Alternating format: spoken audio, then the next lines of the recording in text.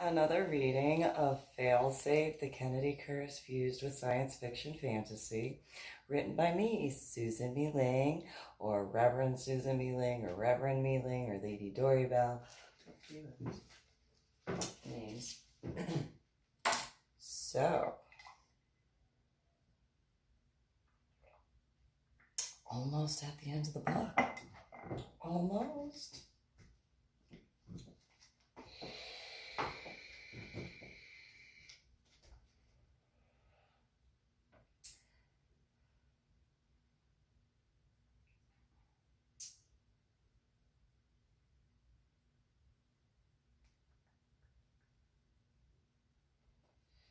While the masses looked on, wondering when the excruciating agony would end, none were able to look away or ignore the conversations. Changing the conversation towards the Shinto text, along with the Umayyad Caliphate, Christopher explained various positions in reference to their chosen paths. Maggie interjected random points about Adi Shankara and the causes for the works to consolidate to the Vedanta. All three were filled with spirited conversations when debating about North Song dynasty versus Yan and Lao dynasties, with points referencing to the Jin Song Wars and the Ten Kingdoms. Slowly, the remaining general public started to understand the seeming live-action movie they were a part of had been discussing the evolution of mankind. Randomly, their thoughts had left the reminders and remainders of the physical stimulations radiating throughout their pores, wishing for the end to come over them immediately. Unfortunately for those watching as far as cherubim, and longing for the sky screen to roll the credits, was far from the point in time. Christopher made sure to bring up specific points referencing the innovator and scientist Su Song, along with the Neo-Confucianism rise mirroring the Aden government, allowing a flourishing artistic culture. Marco Polo, Genghis Khan, and Kublai Khan were discussed at great length after Maggie brought them into the conversation with two other males. While Luke referenced the rise of the pagan era in the 9th century before the Common Era, he also brought up Burma to quickly change focus to the newly established Delhi Sultanate, taking the discussion to a different level with the mention of the two Tongol Empire and the Nichiren Daishonin Buddha of the true causes. Luke intently listened, becoming more mesmerized by all of Christopher's differing points. Maggie stopped both males briefly to mention the forbidden city of splendor along with the Ming dynasty, to then point to the life of the founder, Sikhism known as Guru Nanak. Luke commented about the Grand Secretary's autocratic government's bill bringing the worst poverty among the masses, and those watching lowered their heads.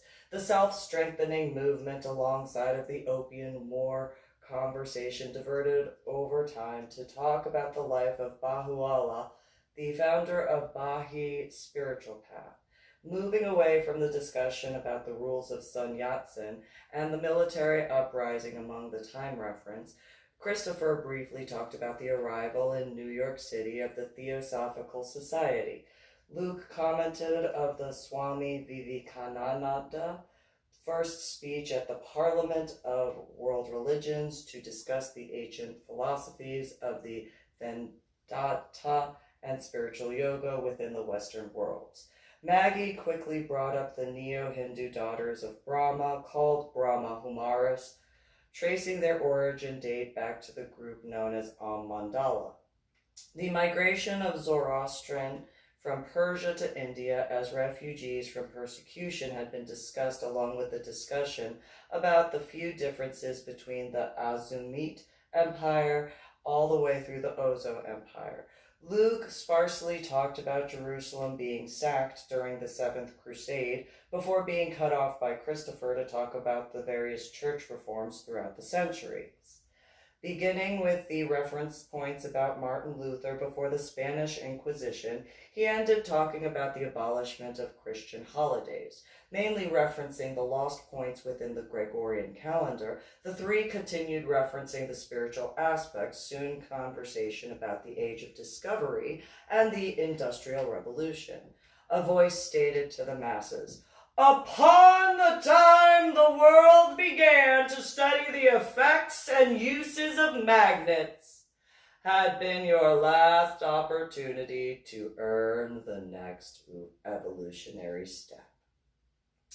Increasing the tensions emanating throughout all beings, the voice added, "De Magnet by William Gilbert only held a single piece to that multifaceted puzzle for humanity's existence."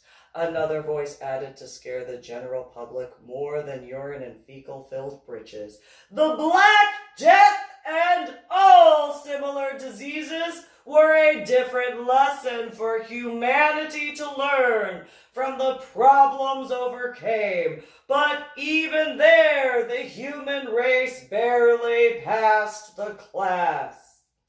Mott rose her arms to the sky while Anubis ran wildly with the Grim Reaper as she declared, "This is a moment on energies of this galaxy and universe. Heed my words and my intentions." While the people screamed for mercy, the three continued speaking without the ability to hear or acknowledge those watching. Christopher debated with Maggie about the aftermath from the studies complicated by James Maxwell and radio waves, while she projected her stance referencing his law of electromagnetism. Luke tried to make remarks about Thomas Edison opening the first power plant, falling on deaf ears within the room. The leftover beings on Earth were watching and listening. None of the three were the wiser. Able to gain their attention when Luke commented about discovering of X-rays in the late 1800s. To be upset, losing courtesy quickly by the mere mention of the patent by Nikola Tesla.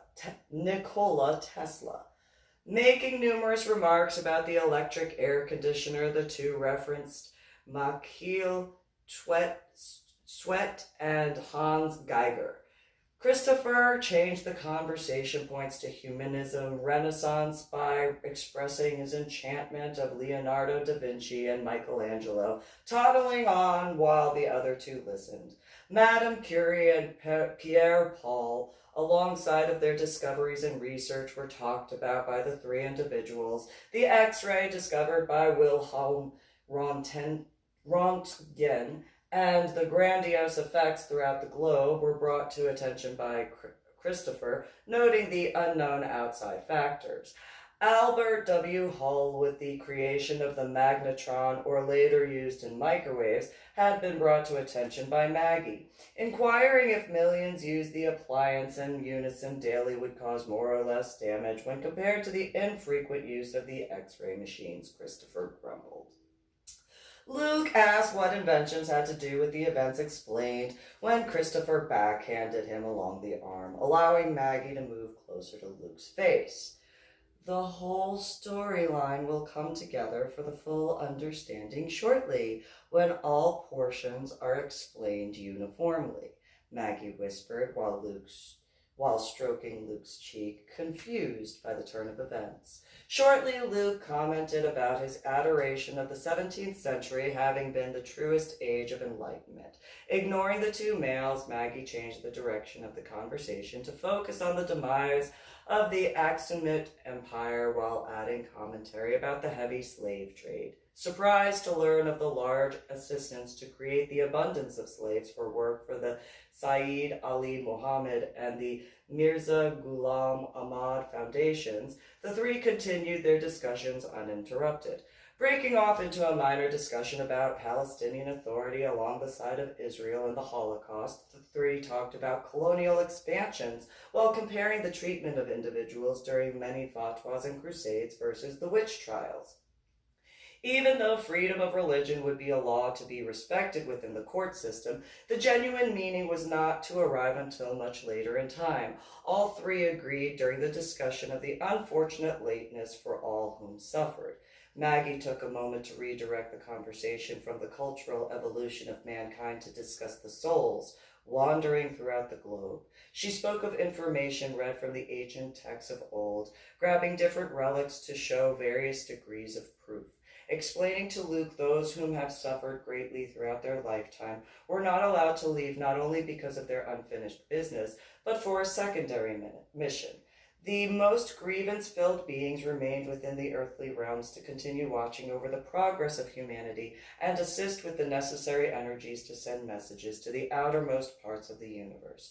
Utilizing land crop circles in unison with the designs made throughout various levels within the vast oceans, no human would understand the truest form of the dictated messaging. Making sure no one would be able to decipher the messages from the spirit planes to the aliens awaiting, only one person would be able to send the final content. Each destructive row of tornadoes and multiple hurricanes in succession were only a few examples of the Earth's warning of the cleaning process and necessary rectification. Looking towards the vase on a pedestal next to the table, Maggie sighed, just like any other female speaking to any male. The male is only allotted a limited number of concentrated warnings. Christopher added, the media reports of many aspects throughout the existence within the planet while remaining utterly disconnected from the average individual for another several millennia. Luke asked, where has humanity gone wrong? Ignoring the question while cackling with a sadistically terrifying laugh, Maggie inquired to Luke, how many planets must humanity go through in order to finally learn from their mistakes and progress to the next evolutionary step? Christopher stated bluntly, just as no one has been able to travel to the deepest portions of the ocean yet for the utmost internal understanding, neither has any individual been able to look to the closest planets for otherworldly answers. Maggie quickly reminded Luke, humans in this step are lucky to use more than 10% of their brain capacity, and there is much focus towards such forgetting to balance energy evenly with the other necessary organs. Rolling his eyes, Christopher sarcastically simply said, again? Suddenly, a voice echoed through all time and space to interrupt the three and speak with all throughout the globe.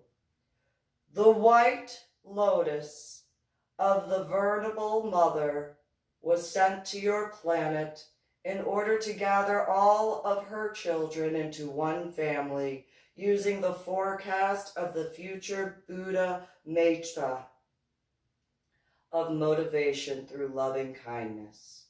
Another voice declared, the deer within the cauldron was not allowed to choose the path upon this planet and put itself into exile after all of the tests in order to find a way to explain the dual deity within the universe's good religion. The land shook as the air became electrified when the booming voice demanded, tell us, where has the Maitreya run off to, or this world will be destroyed beyond repair? Mott added, we are... Sorry.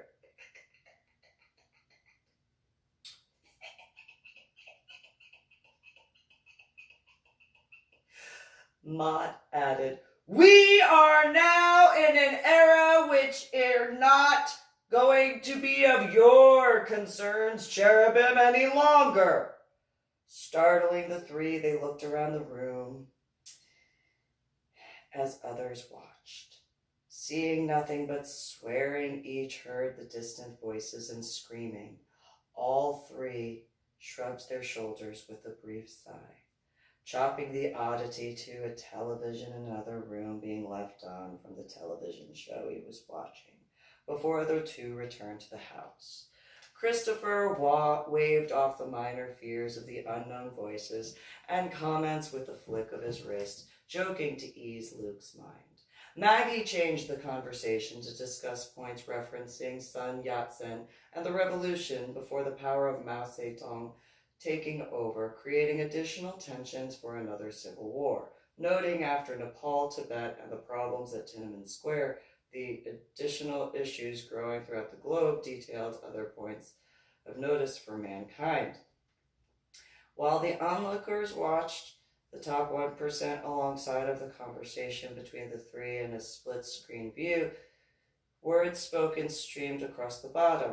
Similar to watching a news report, all points made by the three were read by everyone watching, creating more confusion for the masses restrained to their torture, adding to their slowly driven insanity for the cherubim ones. Christopher asked, "Did you know the first telescope was built in the 1600s, whereas the first rebreather for underwater exploration did not occur until the 1900s? Maggie interrupted Luke's response, saying, "Beyond arrogance and obsession to look outside of oneself well before looking within for understanding and wisdom, the watchers were not happy with this repeated choice." Luke inquired, "What is the big deal?" Maggie snapped to rapidly inquire in an aggressive manner, "How can one succeed outside of oneself without knowing oneself to learn from the mistakes in order to continue the individual path outwards to move towards successful ventures?" Christopher jumped next to Maggie, asking Luke, "What scientific studies would once be known as witchcraft and other times be held in a higher regard as spirituality? Where is the necessary balance?" Furthering his questions, Christopher probed, "When will people learn going from one relationship extreme to the opposite extreme for the next relationship is not as beneficial for the individual or group without finding an equilibrium for the best possible outcome?" Maggie interjected, "There is such a large availability to find something outside, but such disdain to look within. Over the globe, broken masses," Mott added with her arms raised to the heavens, "on a day which does not exist." Returning focus to the conversation at hand, Maggie pointed to a silver safe underneath the table. Luke looked beneath the piece of furniture to pull the heavy, shiny box to look closer at. Maggie instructed him to hand the box to her, placing 3 fingers on the top engravings to release a brief illumination from her fingertips. Several symbols remained brightly lit, glimmering similar to a candle flame within the small crevices throughout the box. Luke was mesmerized by the dancing glow and enchanted with curiosity. The silver gradually melted away in a mist within the air while transforming into a camphor wooden box with brass hinges and enclosures. Without warning, the lid opened slightly, causing his hands to tremble with fear, but wonder. Prior to allowing Luke to fall far within the spell of the contents within, she grabbed his attention. Yelling his name, Luke lost all concentration. Turning his attention to Maggie to listen to her admit then, the officers at the party were associated with the 4 groups who hired Christopher. Telling him the groups were unsatisfied by the mercenaries' company decision to close down and completely disappear, they met in an unlikely place. Unable to respond to any words she spoke while he held the box for a sluggishly drawn-out explanation, Christopher interjected the final points. Describing an out-of-ordinary meeting during one New Year's Eve party events, the 4 groups found an unbreakable bond. Over the decades, their fury multiplied with each individual conversation, spreading similar to wildfire along the California and Nevada border. Luke understood the remaining points Christopher made, returning his gaze within the glow.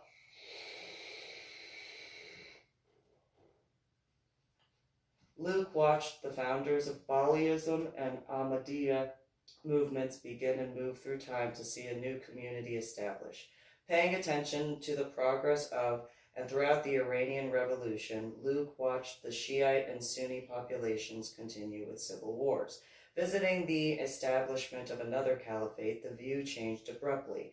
Clouds encompassed the last image seen, confusing him. Maggie sternly told Luke to continue paying attention to the box as the information would continue explaining. Revealing the image of a newly carved fountain from an aerial view, Luke saw the shape of a lotus blossom. The large leaves created a resting spot for visitors, allowing a slight amount of water to pool.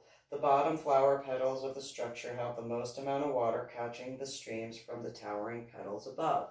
A single stem gradually separated the varying levels of the large blossoms to the top, pouring the liquid of the fountain of youth among the structure. Seeing his spirit swimming within the warm waters with pure joy emanating, he longed for the dive. The fountain disappeared to reveal a parchment within the box with 18 words written by hand in dried blood. Luke read aloud to the others. It says, righteousness, courage, benevolence, respect, sincerity, honor, loyalty, self-control, filial piety, wisdom, sororal respect, fraternal respect, and balance. Turning his head towards Maggie and Christopher to see them observing him with caution, Luke returned to looking into the box. The images transformed over the brief interlude while Maggie explained the tornado's scene, churning with great destructive force. She informed him of the lingering souls throughout the world were increasingly frustrated with the treatment of the compassionate, honorable, and righteous humans throughout the globe. Most of the souls associated with the cemeteries stirred in the evening hours, planning their next move to communicate among others.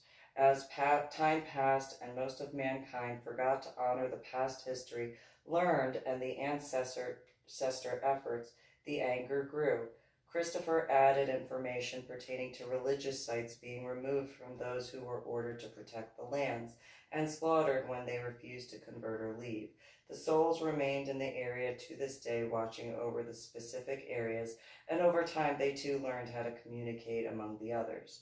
Upon the larger personalities of famous energies staying among the living, losing interest with the worshippers' devotion without the ability to open to learn from mistakes, Christopher explained the importance of the union between the three. Thanks for tuning in to a reading of Failsafe, the Kennedy Curse fused with science fiction fantasy. Written by me, Susan MeeLing, Reverend Susan MeeLing, Reverend MeeLing, Lady Dori Belle.